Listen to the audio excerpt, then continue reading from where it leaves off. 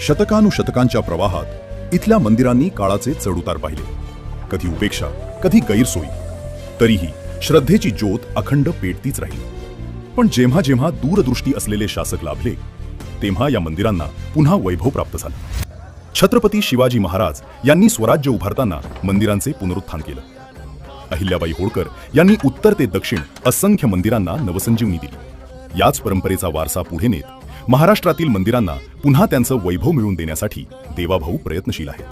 शिवरायांच्या आदर्शांवर चालत विकास आणि संस्कृती यांचा संगम घडवण्याचा संकल्प. दरवर्षी लाखो वारकरी विठुरायाच्या भेटीसाठी पंढरपूरची वाट धरतात. आषाढी कार्तिकी पुरतेच नव्हे, तर रोजच भक्तिभावाने ओसंडून वाहणारी गर्दी, तासनतास प्रतीक्षा, असंख्य गैरसोयी, भाविकांचा प्रवास कठीण करणारी वास्तवता. आणि म्हणूनच वारकऱ्यांच्या सेवेसाठी एक मोठा निर्णय, पंढरपूर कॉरिडॉर.